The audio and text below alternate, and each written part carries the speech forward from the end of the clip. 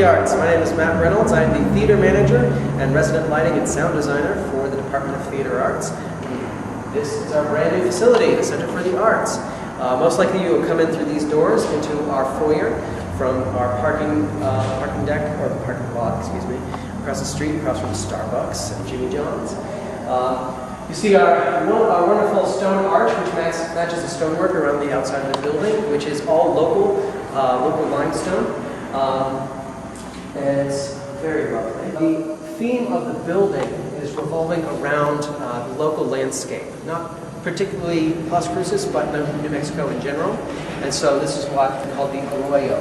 So a dry, open riverbed that when it rains, it floods and fills with water. So we have our colored cement that shows the flow of the water, our curved balconies with the blue railings, again showing the themes of water. And throughout the building you'll see these earth tones that match the landscape of Las Cruces. Here we are on the second floor of the arroyo, which is where we have our classrooms. We have our large classroom, 209, which is primarily the district of art history. Art history moved into this building with us. They have an office suite up on the third floor, and they teach all the art history classes, or most of them, out of this large classroom. We also have the design lab, where we teach lighting design, costume design, scenic design, also theater management and stage management. And we also have our sound lab, where we teach sound design.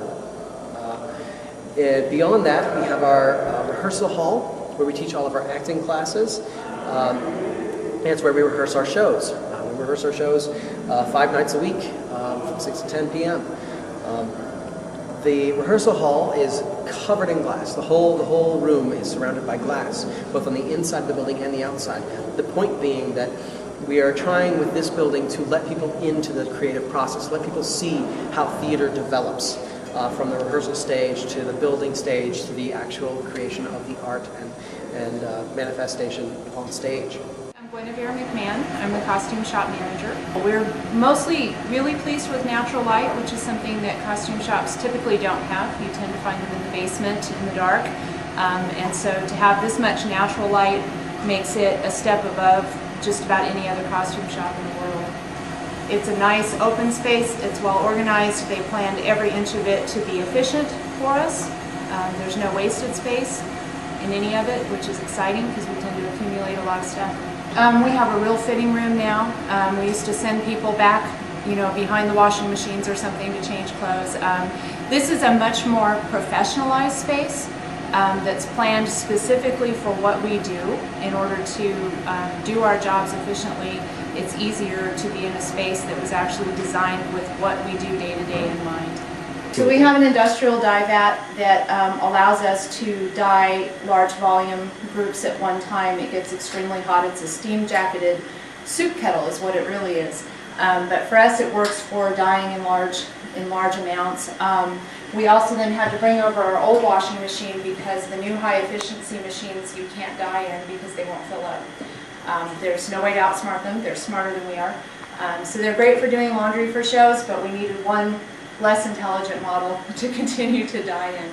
But our resident designer, Deb Brunson, dyeing is just intrinsic to how she produces her art on stage, and so it was really important to us to be able to have a really good setup in order to do that easily. We have burners over here for cooking small amounts for our students, all the way up to our high processing dye vat here, so that was also very exciting for us. Welcome to the prop and paint shop. We are just behind the stage. Those giant doors over there lead straight onto the stage. We have a loading dock door. We actually build all our sets over at the scene shop, the same scene shop we've had, over on the opposite corner of campus. So when we're done building the show, we load it in through these loading doors and we assemble it here so we can roll it onto the stage. Welcome to the theater. This is the Mark and Stephanie Medoff Theater.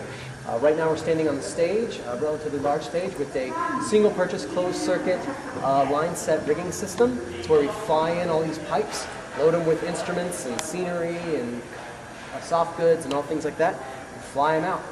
All the lighting inventory you see right here is all, except for the movers, the 2 movers, is all brand new that came with the new space. So we have I think about 200 Source 4 instruments. We have LED cyc lights, we have LED strip lights, lots and lots of LEDs to work with, which gives us high efficiency, low wattage, and plenty of color use. They're very up to date. LEDs are the cutting edge of theater lighting. This one right here is supporting a cable cradle that holds the cable, a Sako cable, thick cable for this electric.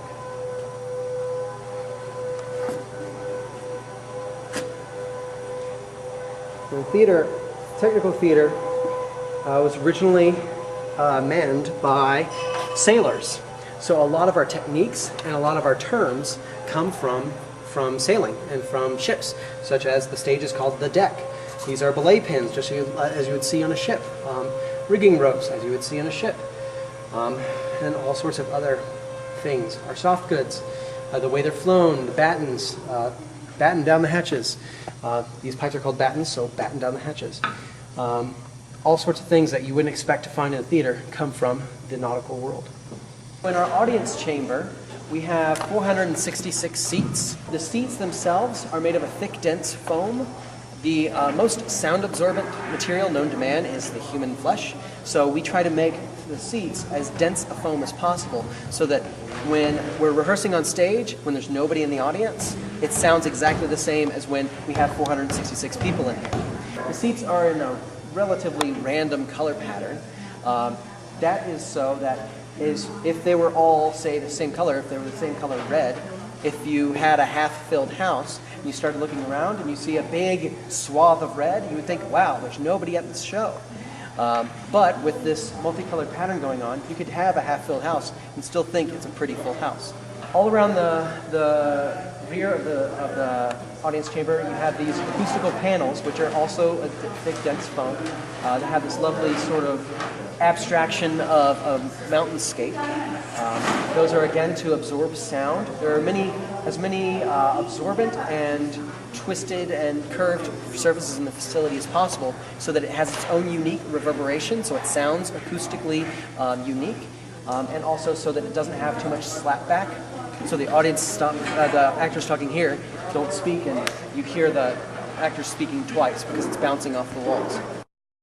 One notable thing about our seating in this space is that even though we have 150 more seats than we had in the Herschel Zone Theater, we have half the distance from the last row to the stage as we did in the Zone. So it's really an intimate space. It feels really intimate and close to the action, even with the grandeur of our proscenium and our murals and our stage opening.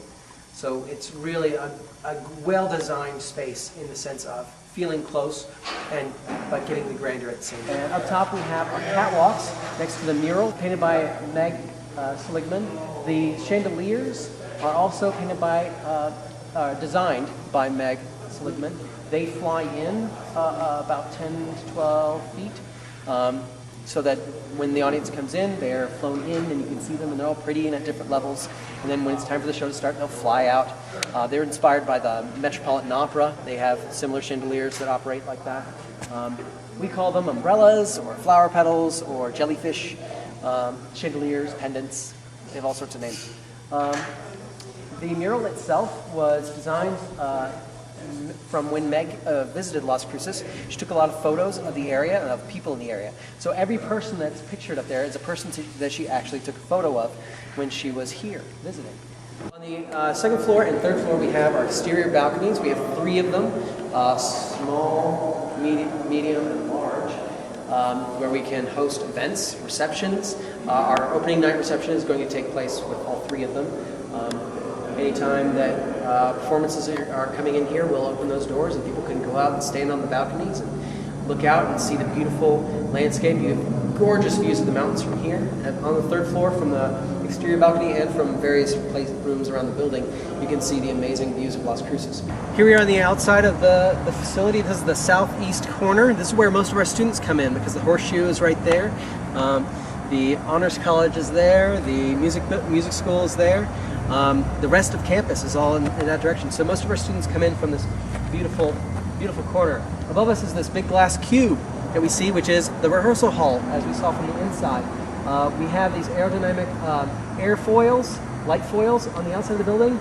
No, that's not to hang things from. Those are designed like shades, except they're horizontal. You see a lot of, again, the natural local stonework, the local limestone from the area. We wanted to wrap that stonework all the way around the building, but hey, we didn't have enough money for that. So we have the sort of adobe-style masonry going on the other half of the building. Now, a lot of people have said, what's with the tiles and what's with the green and the red? There's been a lot of comments about the color schemes of the building. Well, I'll tell you, the green and red make so much sense. Even the folks from New York got it right. Even if on first glance you don't like it, it's for the red and green chilies of New Mexico. Are you going red or are you going green? Are you going from the red entrance or the green entrance? It's all up to you. So again, it pulls back to New Mexico and how we are here and what it's about this place that matters, that we want to bring into our theater.